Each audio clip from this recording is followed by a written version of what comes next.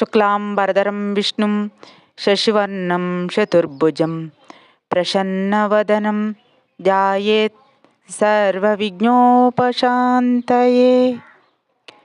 గురుర్బ్రహ్మ గురుర్విష్ణు గురుర్దేవో మహేశ్వరః గురుస్సాక్షాత్ పరబ్రహ్మ తస్మై శ్రీ గురవే నమః. వ్యాసాయ విష్ణురూపాయ వ్యాసరూపాయ విష్ణవే నమో వై బ్రహ్మనిధయే వాసిష్ఠాయ నమో నమః. కూజాంతం రామ రామేతి మధురం మధురాక్షరం ఆరుహ్య కవితాశాఖాం వందే వాల్మీకి కోకిలం. ఆపదామపహర్తారం దాతారం సర్వసంపదాం లోకాభిరామం శ్రీరామం భూయో భూయో నమామ్యహం. గోష్పతీకృతవారసిం మస్కీకృతరాక్షసం రామాయణ మహామాలరత్నం వందే అనిలాత్మజం. అంజనానందనం వీరం జానకీశోకనాశనం కపీశమక్షహంతరం వందే లంకాభయంకరం. ఉల్లంఘసింధో సలిలం సలీలం యశోకవహ్నిం జనకాత్మజాయాః ఆదాయ తేనైవ దదాహ లంకాం నమామితం ప్రాంజలి ఆంజనేయం. ఆంజనేయమతిపాటలాననం కాంచనాద్రికమనీయ విగ్రహం పారిజాతతరుమూలవాసినం భావయామి పవమాననందనం. యత్ర యత్ర రఘునాథకీర్తనం తత్ర తత్ర కృతమస్తకాంజలిం బాష్పవారి పరిపూర్ణలోచనం మారుతిం నమత రాక్షసాంతకం. మనోజవం మారుతతుల్యవేగం జితేంద్రియం బుద్ధిమతాం వరిష్టం వాతాత్మజం వానరాయూధముఖ్యం శ్రీరామదూతం శ్రీరామాయ నమః. శ్రీ వాల్మీకి సంపూర్ణ రామాయణం అయోధ్యాకాండం. సీతారామ లక్ష్మణులు ప్రదక్షిణము చేయుట. సీతారామ లక్ష్మణులు రాజునకు నమస్కరించుచు ప్రదక్షిణము చేసిరి. రాముడు తల్లికి నమస్కరించెను. వెంటనే లక్ష్మణుడు కూడా కౌసల్యకు నమస్కరించాను. తల్లి అయిన సుమిత్ర పాదములకు కూడా నమస్కరించాను. నమస్కరించుచున్న లక్ష్మణుని చూసి దుఃఖించుచు సుమిత్ర మేలుకోరుచున్నదై లక్ష్మణుని తలపై మూర్ఖుని, నీవు వనవాసమునకు సృష్టింపబడితివి. యామరిపాటు లేకుండా రాముని సేవింపుము. పెద్దవానికి వచ్చుడై ఉండుట సజ్జనుల యొక్క ధర్మము. పెద్దవానికి వచ్చుడై ఉండుట సజ్జనుల యొక్క ధర్మము. ఈ వంశమునకు తగిన సనాతనమైన ప్రవర్తన ఇది. లక్ష్మణునితో ఇట్లు పలికి సుమిత్ర సిద్ధముగానున్న లక్ష్మణుని వెళ్ళు వెళ్ళు అని మాటిమాటికి పలికెను. రాముని దశరథునిగా భావించుము, సీతను నన్నుగా భావించుము, అడవిని అయోధ్యగా తలుసుము, తండ్రి సుఖముగా వెళ్ళుము అని అనెను. అటు పిమ్మట వినయవంతుడైన సుమంత్రుడు చేతులు జోడించి మా తల్లి ఇంద్రునితో వలె శ్రీరామునితో ఇట్లనెను. రాజపుత్ర, మహా యశస్వి రామ, నీకు శుభమొగ్గాక. రథమునెక్కుము, నీవు చెప్పిన చోటకు తీసుకువెళ్ళదను. కైకేయి చెప్పిన 14 సంవత్సరముల కాలము వనమందు ఉండుటకు ప్రారంభించవలే అని సూర్యునితో సమాన తేజస్సు గల ఆ రథమును సీత అలంకరించుకుని సంతోషముతో కూడిన మనస్సుతో ఎక్కెను. భర్తననుసరించడి సీతకు మామగారు వస్త్రములను ఆభరణములను ఇచ్చెను. తరువాత ఆయుధములను కవసములను రథమందుంచి సోదరులు రామలక్ష్మణులు అగ్ని వంటి కాంతి గల బంగారు అలంకారము గల రథమును శీఘ్రముగా ఎక్కిరి. సీతతో ముగ్గురు రథమునెక్కి పిమ్మట వాయువేగము కలిగినట్టు ఇష్టమైన గుర్రములను సుమంత్రుడు తోలెను. జనులందరూ రాముని అనుసరించిన వారై సుమంత్ర, రథమును మెల్లగా తోలుము, శ్రీరాముని ముఖదర్శనము మాకు కలుగటలేదు. రాముని తల్లి యొక్క హృదయము ఇనుముతో సృష్టించబడినది. దైవ సమానుడైన రాముడు అరణ్యమునకు వెళ్ళుచుండగా ఆమె హృదయము బద్దలు కాకున్నది. సీత కృతకృత్యురాలు గనుక భర్తను నీడవలే అనుసరించుచున్నది. ధర్మమందు ఆసక్తి కలదై మేరు పర్వతమును సూర్యకాంతి వలె రాముని విడువకున్నది. ఆహా లక్ష్మణ, ఎల్లప్పుడూ ప్రియము మాట్లాడునట్టియు దేవునితో సమానుడైన రాముని సేవించుచు ప్రయోజన సిద్ధి పొందితివి. రామునను అనుసరించుటయే గొప్ప అభివృద్ధి, స్వర్గమార్గము. ఇట్లు పలుకుచున్న జనులు కన్నీటిని ఆపుకోలేకపోయిరి. అంతటి దైన్యముతో కూడిన స్త్రీలు మహారాజు కుమారుని చూచుటకు ఇంటి నుండి బయటకు వచ్చిరి. దుఃఖించుచున్న స్త్రీల ధ్వని ముందు వినబడెను. శ్రీమంతుడో మహారాజు గ్రహణము పట్టిన చంద్రుని వలె తేజోరహితుడై ఉండెను. గ్రహింపరాని మనస్సు గల రాముడు సారథిని త్వరగా రథము తోలుమని ప్రేరేపించెను. రాముడు త్వరగా రథమును నడుపమనగా రథమును ఆపుమని ప్రజలు పలుక సుమంత్రునికి ఏమి చేయవలెనో తెలియలేదు. పట్టణమంతయు ఒకే మనస్సుతో ఉండుట చూసి మహారాజు మొదలు నరికిన చెట్టు వలె నేలకూలెను. అంతటా రాముని వెనుక ఆహాకారం వినవచ్చెను. రాముడు దుఃఖించుచు ఆందోళనతో కూడిన మనస్సు గల రాజును, తల్లిని, తన వెనుక వచ్చుచున్న వారిని చూశాను. పాదాచారులై వచ్చు తల్లిదండ్రులను చూసి రథము త్వరగా నడుపమని సారథిని ప్రేరేపించాను. రామా రామా, సీత, లక్ష్మణ అని అరుచుచు దుఃఖించుచున్న తల్లిని రాముడు చూడలేకపోయాను. రాజు రథమాపుమనగా రాముడు నడుపుమనగా సారథికి ఏమీ చేయవలసిందియూ తోచలేదు. అప్పుడు రాముడు మీ మాట వినపడటం లేదని తరువాత చెప్పవచ్చునని రథమును ముందుకు తోలించాను. త్వరగా పోవు రథమును అనుసరింపలేక ప్రజలు రామునకు ప్రదక్షిణము చేసి వెనుకకు మరలేను. మరల రావలనని కోరువారు దూరం అనుసరింపరాదను మంత్రుల మాట విని అచటని నిలిచి తండ్రి కుమారుని చూచుచుండెను. రాముడు అరణ్యమునకు వెళ్ళగా అంతఃపుర స్త్రీలు పెద్దగా దుఃఖించిరి. వారి ఏడుపు ధ్వని విని రాజు మిక్కిలి దుఃఖాక్రాంతుడయ్యెను. అగ్నిలో హోమము చేయబడలేదు, ఇంటిలో వంట చేయలేదు, పశువులు మేత మానివేసినవి. పట్టణంలోని జనులందరూ దైన్యముతో నుండిరి. అందరూ అన్ని విషయములను విడిసి రాముడి గురించే చింతించుచుండిరి. రాముని స్నేహితులు దుఃఖభారముసే నిద్రపోలేదు. దశరథుడు కౌసల్య ఇంటికి వెళ్ళుట. రాముని రథము ధూళి కనపడినంత వరకును దశరథుడు చూచునే ఉండెను. రథము ధూళి కనపడకపోగా విషాదముతో భూమిపై రాజు పడిపోయాను. అప్పుడు కుడి చేతిని కౌసల్య పట్టుకొనగా ఎడమ చేతిని కైకేయి పట్టుకొనెను. రాజు కైకేయిని చూసి, పాపనిర్ణయము గల నీవు నా శరీరమును తాకవద్దు. నిన్ను నేను చూడదలుచుటలేదు. నీవు భార్యవు కావు, బంధువువు కావు. కేవలము ధనము ప్రధానముగా గల నిన్ను నేను విడిచిపెట్టుచున్నాను అని పలికెను. అంతటా దుమ్ము కొట్టుకుని ఉన్న రాజును లేవదీసి దుఃఖముచే కృషించి ఉన్న కౌసల్య అచట నుండి వెడలిపోయాను.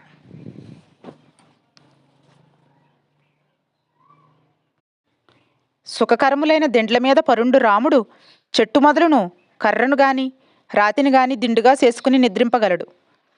సుఖమునకు తగిన జానకి క్రూరమృగముల ధనులను విని భయపడగలదు. కైకేయి కోరిక తీర్చుకున్న దానవై విధవవై రాజ్యమును అనుభవింపుము. రామును విడిసి నేను బ్రతకలేను అనుచు దశరథుడు దుఃఖాక్రాంతుడాయను. సీతారామ లక్ష్మణులు లేని ఇంటిని చూసి దుఃఖించుచు మహారాజు, నన్ను రాముని తల్లి అయిన కౌసల్య ఇంటికి తీసుకువెళ్ళండి. ఇక్కడ నా హృదయమునకు ఊరడింపు సంభవించదు అని పలుకుచున్న రాజును ద్వారపాలకులు కౌసల్య ఇంటికి తీసుకువెళ్ళిరి. కుమారులిరువురు సీత లేకపోవటచే సేయి ఎత్తి పెద్ద కంఠస్వరముతో, రామా, మమ్ము విడిచిపెట్టుచున్నావా అని బోరున దుఃఖించెను. కాలరాత్రి వంటి ఆ రాత్రి అర్ధరాత్రమున దశరథుడు కౌసల్యతో ఇట్లనెను, కౌసల్య, నీవు నాకు కనబడుటలేదు. నీవు బాగుగా నన్ను చేతితో తాకుము. రాముని అనుసరించిన సూపు ఇంకనూ తిరిగి రాలేదు. ఆ రామునే ఆలోచించుచు నిట్టూర్పు విడుచుతున్న రాజును చూసి కౌసల్య దగ్గర కూర్చుని మిక్కిలి దుఃఖించెను. కౌసల్య పుత్రదుఃఖముతో రాజును చూసిట్లనెను. రాముని దూరముగా పంపి తన కోరికను తీర్చుకొని కైకేయి ఇంటిలో చేరిన దుష్టసర్పం వలె నన్ను మరింత భయపెట్టగలదు. సుఖమనుభవించవలసిన కాలముతో అరణ్యవాసము చేయుచు పండ్లు దుంపలు తినుచు దీనులుగా ఎట్లు వారు నివసింపగలరు? వీరుడు మహాబాహువగు రాముడు సీతతో రథమందు కూర్చుని అయోధ్యలో ఎప్పుడు ప్రవేశించునో, ఎప్పుడు రాజమార్గమును ప్రవేశించిన నా కుమారులపై వేలాది జనులు పేలాలు చల్లుదురో, రామలక్ష్మణులను చూడక జీవింపజాలను అని దుఃఖించాను. సుమిత్ర కౌసల్యను ఊరడించుట. ఈ విధముగా దుఃఖించుచున్న కౌసల్యకు సుమిత్ర ధర్మయుక్తమైన మాటలను ఇట్లు పలికెను. పూజ్యురాలా, నీ కుమారుడు సద్గుణములతో కూడిన పురుషోత్తముడు. నీవిట్లు దీనముగా దుఃఖింపనేలా? తండ్రిని సత్యవాదినిగా చేయుచు శిష్టులు నడిచిన మార్గమున సంచరించు అతని గూర్చి విసారింపనవసరము లేదు. లక్ష్మణుడు అతనిని ఎడల శ్రేష్టమగు నడువడి కలవాడై ఉన్నాడు. ధర్మాత్ముడైన నీ పుత్రుని సీత అనుసరించుచున్నది. సుఖకరమైన వాయువు తండ్రి వలె కౌగిలించుచు రాముని సేవింపగలదు. చంద్రుడు చల్లగా తాకుచు సంతోషపెట్టగలడు. దివ్యాస్త్రములు కలిగి సూర్యుడైన రాముడు తన భుజబలమును ఆశ్రయించి నిర్భయముగా ఇంటి అందున్నట్లే అడవి అందు ఉండగలడు. త్వరగా అరణ్యవాసమును పూర్తి చేసి శీఘ్రముగా రాజ్యమును పొందగలడు. ధనుస్సును ధరించి లక్ష్మణుడు ముందు నడుచుచుండగా అతనికి పొందరానిది ఏమున్నది? వనవాసము పూర్తి చేసి తిరిగి వచ్చిన రాముని తప్పక చూసెదవు. దుఃఖమును విడిచిపెట్టుము. పట్టణమునకు తిరిగి వచ్చి పట్టాభిషిక్తుడైన గొప్ప సంపద శోభాగల రాముని చూసి ఆనంద బాష్పములు విడవగలవు. నీవు ఈ జనులను ఊరడింపవలయును.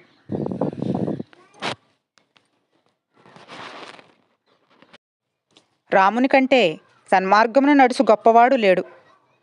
రాముని పుత్రునిగా కన్నా నీవు దుఃఖించదగిన దానవు కాదు. నీ కుమారుడు త్వరగా అయోధ్యకు వచ్చి మృదుత్వము కలిగి బలిష్టములైన చేతులతో పాదములు పట్టుకుని నీకు నమస్కరించును. వానిని చూసి ఆనందాశ్రువులు విడిసెదవు. సుమిత్ర రాముని తల్లి అయిన కౌసల్యను ఇట్లు పలికి ఊరకొనెను. సుమిత్ర మాటలు వినగానే కౌసల్య దుఃఖము శాంతించెను. రాముని మరల్చుటకు బ్రాహ్మణులందరూ తామసా నది ఒడ్డుకు వెళ్ళిరి. రామునిపై ప్రేమగల ప్రజలు వానిని అనుసరించి వెళ్ళిరి. రాముడు మరల్చినను వారు వెనుకకు వెళ్ళలేదు. ప్రజలందరూ యాచించినను తండ్రి ప్రతిజ్ఞ సత్యము చేయదలిసి రాముడు అరణ్యమునకే వెళ్ళెను. అయోధ్య ప్రజలకు నాపై ఎట్టి అభిమానము కలదో అట్టి అభిమానమును భరతునిపై చూపుడని రాముడు వారిని కోరెను. భరతుడు వయస్సులో చిన్నవాడైనను జ్ఞానముసే వృద్ధుడు. మీకు తగిన రాజు కాగలడు. మీ భయమును పోగొట్టగలడు. నేను మీరు అందరము కూడా రాజశాసనమును అనుసరించవలెను అని పలికాను. జ్ఞానము చేత, వయస్సు చేత, తేజస్సు చేతను పెద్దలైన బ్రాహ్మణులు ముందుకు వెళ్ళవద్దు, మరలుము అని అరుచుట చూసి రాముడు రథము నుండి క్రిందికి దిగాను. సీతారామ లక్ష్మణులు కాలినడకనే సమీపించి మరలా వెళ్ళుచుండ రాముని చూసి, నిన్ను యాచించున్న భక్తులే అయిన మా ఎడల భక్తిని ప్రదర్శింపుము. మేము నిన్ను ఆచరింపలేకున్నాము. పక్షులు కూడా నిన్ను యాచించుచున్నవి. ఇట్లు బ్రాహ్మణులు అర్చుచుండగానే శ్రీరాముని నివారించుచున్నట్లు అక్కడ తామసా నది కనిపించాను. అంతటి సుమంత్రుడు కూడా అలసిపోయిన గుర్రములను రథము నుండి విడిపించి శీఘ్రముగా నీళ్లు త్రాగించి వాటి శరీరములు తడిపి తామసా నదికి దూర ప్రదేశమునే మేపెను. పౌరులను విడిసి వెళ్ళుట. రాముడు అందమైన తామసా నది ఒడ్డున చేరి సీతను చూసి లక్ష్మణునితో ఇట్లనెను: అరణ్యవాసములో ఇది మొదటి రాత్రి. నీకు శుభమొగ్గాక లక్ష్మణ, బెంగ పెట్టుకొనకుము. చూడు, శూన్యములైన అడవులు ఏడుచుచున్నట్లున్నవి. మా తండ్రి రాజధాని అయిన అయోధ్యలోని స్త్రీ పురుషులెల్లరూ వెడలి వచ్చిన మనల గూర్చి విచారించెదరు. తల్లిదండ్రుల గూర్చి విచారించుచున్నాను. అధికముగా దుఃఖించి గుడ్డివారు కారు కదా. ధర్మాత్ముడైన భరతుడు ధర్మార్థకామ సహితములగు మాటలతో నా తల్లిదండ్రులను ఊరడింపగలడు. భరతుని సౌమ్య స్వభావమును బట్టి తల్లిదండ్రుల గూర్చి నేను విచారించుటలేదు. సీతారక్షణకై సహాయము వెదుక తగియున్నది. లక్ష్మణ, కందమూలాదులున్నను నేటి రాత్రి నీటినే ఆహారముగా తీసుకొనుటకు ఇష్టపడుచున్నాను అని లక్ష్మణునకు చెప్పి గుర్రములను జాగరూకతతో చూడుమని సుమంత్రునకు చెప్పాను. సుమంత్రుడు గుర్రములను కట్టి సూర్యుడు అస్తమించిన పిమ్మట వాటికి పుష్కలముగా ఆహారము పెట్టి దగ్గర ఉండెను. తమసా నది ఒడ్డున సంధ్యావందనము చేసిన పిమ్మట రాత్రి పరుండుటకు లక్ష్మణుడు శయ్య తయారు చేశాను. చెట్ల ఆకులతో ఏర్పరిచిన శయ్యపై లక్ష్మణునితో భార్యాసహితుడైన రాముడు నిద్రించెను. శ్రమపడి నిద్రించిన సీతారాములను చూసి లక్ష్మణుడు సుమంత్రునకు రాముని యొక్క వివిధములైన సుగుణములను చెప్పాను. రాత్రి అంతయు లక్ష్మణుడు మేల్కొనియే ఉండును. రాముడు తామసా నదికి దూరముగా వెంట వచ్చిన ప్రజలతో కూడా రాత్రిని గడిపాను. పిమ్మట మేల్గాంచి రాముడా ప్రజలను చూసి లక్ష్మణుడితో ఇట్లనెను: ఈ జనులు ప్రాణములనైనా విడిచెదరు గాని తమ నిర్ణయమును విడువరు. వారు మేల్కొనక ముందే రథమునెక్కి మనము వెళ్ళుదము. పురజనులను దుఃఖపెట్టుట తగదు అనగా లక్ష్మణుడు బాగున్నది అన్నమాట అని అంగీకరించాను. తరువాత రాముడు త్వరగా రథము సిద్ధము చేయుము, ఇట నుండి త్వరగా అరణ్యముకు వెళ్ళదనగా సుమంత్రుడు రథము సిద్ధము చేసి రామునికి మనవి చేశాను. సీతాలక్ష్మణులతో త్వరగా రథము ఎక్కుమని సూతుడు పలికెను. శ్రీరాముడు రథమునెక్కి తామసా నదికి దాటి పౌరులకు తెలియకుండుటకై ఉత్తరముఖముగా రథమును పోనిమ్ము, క్షణకాలము త్వరగా వెళ్ళి మరల రథమును మరల్చుము అని చెప్పగా సారథి రాముడు చెప్పినట్లే చేశాను. ప్రయాణమునకు శుభశకునములు కనిపించుటచే రథమును ఉత్తరముఖముగా నడిపాను. పౌరులు లేచి విలపించుట. తెల్లవారిన పిమ్మట పౌరులు రాముడు కనపడకపోవటచే దుఃఖించి తమ నిద్రను నిందించుకొనిరి. భక్తులమైన మనలను విడిచి రాముడు అరణ్యమునకు వెళ్ళాను. రాముడు లేని జీవితము మనకెందుకు? ఇక్కడనే మరణించుదాము, లేదా మహాప్రస్థానము చేద్దాము. ఇక్కడ ఎండిపోయిన పెద్ద పెద్ద కర్రలు చాలా ఉన్నాయి. వాటిని మండించి మనమందరము ఆ మంటలో పడి మరణిద్దాము. మహాబాహువు అసూయ లేనివాడు, ప్రేమగా మాట్లాడువాడును. రాముడు అట్టివాడు మమ్ము విడిసి వెళ్ళాడని ఎట్లు చెప్పగలము? శ్రీరాముని తీసుకుని రాకుండా వచ్చిన మనలను చూసి పట్టణమంతా దైన్యముతో కూడినదై దుఃఖములో మునుగును. స్త్రీలు, పిల్లలు, ముసలివారు సంతోషము లేనివారై దిగులు పడుదురు. మహాత్ముడైనట్టియు వీరుడైన రామునితో కలిసి బయలుదేరి అతడు లేకుండా అయోధ్యానగరము ఎట్లు చూడగలము అనుచు ఆ ప్రజలు చేతులెత్తి దూడను కోల్పోయిన ఆవువలే బోరున దుఃఖించారు. ఏమిది, ఏం చేస్తాము? దైవం మనలను కరుణించటలేదు. ఇట్లనేక విధములు పలుకుచు రాముడు వెళ్ళిన మార్గము కనబడక అయోధ్యకు మరలిపోయిరి. చంద్రుడు లేని ఆకాశము వలె, నీరు లేని సముద్రము వలె అయోధ్య ఆనందరహితముగా కనిపించెను. పురస్త్రీ విలాపం. పౌరులు తమ తమ ఇండ్లను చేరి భార్యాపుత్రులతో కలిసి దుఃఖించిరి. ఎవరి ముఖములందునూ సంతోషము లేదు. వర్తకులు వ్యాపారము మాని దిగులుతో కూలబడ్డారు. అంగడులు సరుకులతో ప్రకాశించుటలేదు. ఇండ్లలో వంటలు మానివేశారు. కనపడిన వారు కనిపిస్తే సంతోషించుటలేదు. గొప్ప సంపద కలిసి వస్తే ఆనందించుటలేదు. మొట్టమొదటగా పుత్రుడు కలిగితే తల్లి మెచ్చుకొనటలేదు. ప్రతి ఇంటనూ దుఃఖపడుచున్న వారై ఇంటికి వచ్చిన భర్తను నిందిస్తున్నారు. ఏనుగులను అంకుశముతో పొడిచినట్టు మాటలతో బాధ పెడుతున్నారు. శ్రీరాముడు కనపడనప్పుడు వారికి ఇండ్లు, భార్యలు, పుత్రులు, ధనము కూడా వ్యర్థములైనవి. ఏ సుఖములను కోరుటలేదు.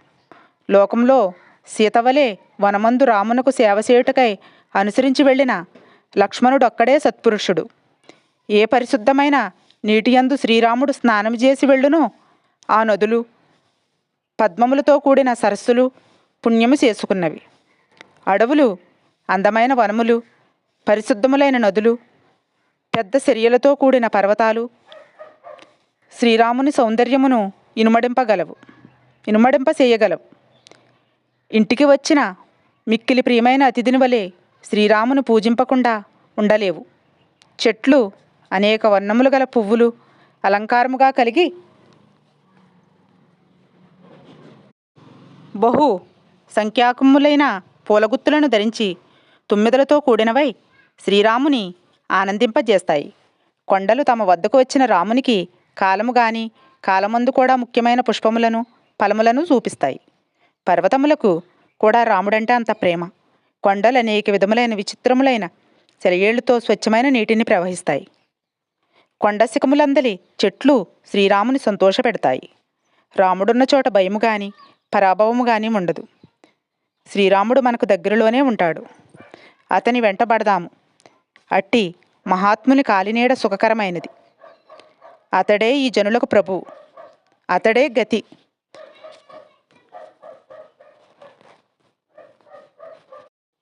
కైకేయికి అధర్మమైన భర్త లేని రాజ్యము ఉండుగాక. మాకు జీవితంతోనే పని లేదు. ఇంకా పుత్రులతోటి, ధనముతోటి చెప్పేటిదేమిటి? ఐశ్వర్యము కొరకు కుమారుని, భర్తను విడిచిపెట్టిన వంశవినాశిని కైకేయి ఇంకా ఎవ్వనీ విడిచిపెట్టదు. కైకేయి రాజ్యంలో కూలివాళ్ల వలె నివసింపలేము. మహారాజపుత్రిని దయలేనిదై దేశము నుండి వెడలగొట్టిన అధర్మురాలు. చెడు నడవడిగల ఆమెను ఆశ్రయించి ఎవడు సుఖంగా జీవిస్తాడు? కైకేయి కొరకు ఏర్పడిన ఈ ఉపద్రవము సమస్తమును నాశమనర్చును. రాముడు వెళ్ళిపోయిన పిమ్మట మహారాజు జీవించడు. దశరథుడు మరణించిన పిదప అంతా దుఃఖమే. ఆ దుఃఖమును భరింపలేక విషం త్రాగవలెను. మనము రాముని వెంట వెళ్ళాలి, లేదా ఎవరికీ కనపడకూడదు. భార్యతో లక్ష్మణునితోడ కూడిన రాముడు అకారణంగా వెళ్ళగొట్టబడ్డాడు. మనమిప్పుడు కసాయివాడికి సిక్కిన పశువుల వలె భరతుని పాలబడ్డాము.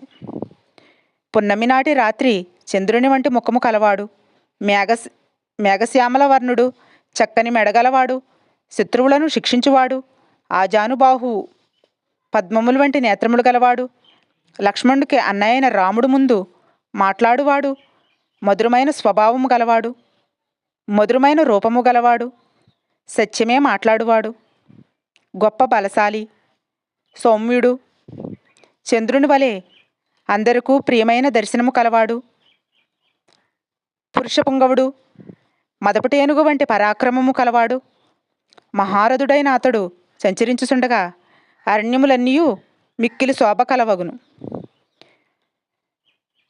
స్త్రీలందరూ కుమారుడు గాని సోదరుడు గాని వెళ్ళిపోయినప్పుడు బాధపడ్డట్లు రాముని కొరకు మిక్కులు దుఃఖించిరి. తమ పుత్రుని కంటేను రాముడే అధికుడని భావించి పురస్త్రీలు రాముడు మనకే కాదు లోకానికంతటికీ ప్రభువు, మనమందరము అతని వద్దకే వెళ్ళుదము, మేమందరము సీతకు సేవ చేయుదము, మీరు రామునకు సేవ చేయుడు అని భర్తలతో పలికిరి.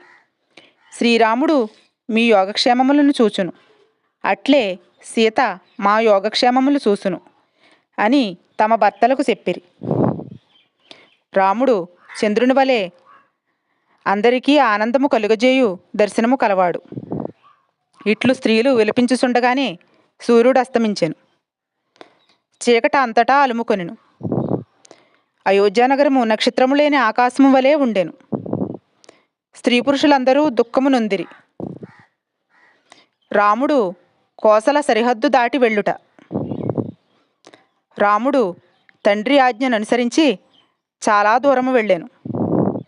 అట్లు వెళ్ళుచుండగా రాత్రి గడిసెను.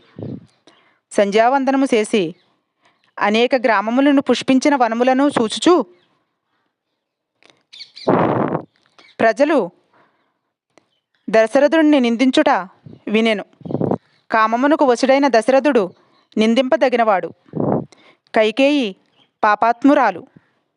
పాపము కష్టమెరుగని జానకి వనవాస దుఃఖము అనుభవింపగలదు అని ఇట్లు గ్రామములందరి జనుల యొక్క మాటలను వినుచూ కోసల దేశమును దాటి వెళ్ళాను.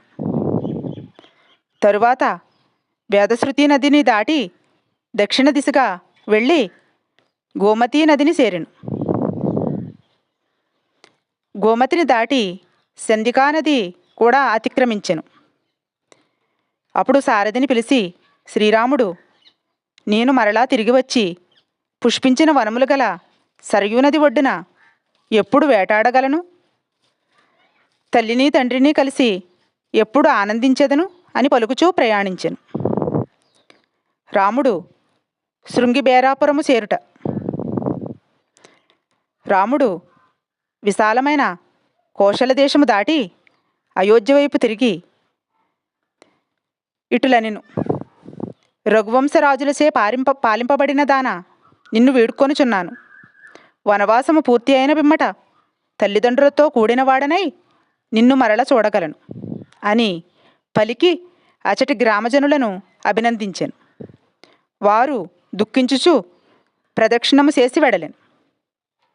తరువాత చల్లని నీరు కలిగినట్టియు నాచు లేనట్టియు మునులచే సేవింపబడినట్టియు దివ్యము రమణీయమునగు గంగానదిని రాముడు దర్శించెను. మరియు శృంగిబేరాపురము చేరి తరంగములతో సుడిగుండములతో కూడిన గంగానది వద్దనే నేడు మకాము చేయుదమని సుమంత్రునితో పలికెను. లక్ష్మణుడు సుమంత్రుడు అట్లే అని పలికి గారచెట్టు వద్దకు వెళ్ళిరి. రాముడు కూడా ఆనందమైన ఆ చెట్టు వద్దకు వెళ్ళి రథము నుండి దిగాను. సీతాలక్ష్మణులు కూడా దిగిరి. సుమంత్రుడు రథము నుండి దిగి గుర్రములను విప్పి చెట్టు మొదట కూర్చున్న రామునికి చేతులు జోడించి చేవించుచుండెను. అచటి రామునకు స్నేహితుడు కిరాతరాజు అగు గుహుడు తన దేశమునకు వచ్చినట్లు విని పెద్దలైన మంత్రులతో జ్ఞాతులతోడను కూడినవాడై రాముని వద్దకు వచ్చెను. దూరము నుండియే కిరాతరాజును చూసి లక్ష్మణుడితో రాముడు వానిని దగ్గరికి వెళ్ళి కలుసుకొనెను. గుహుడు రాముని కౌగిలించుకొని, నీకు అయోధ్య వంటిదే ఈ ప్రదేశము, నీకేమి చేయవలయనో చెప్పుమనెను.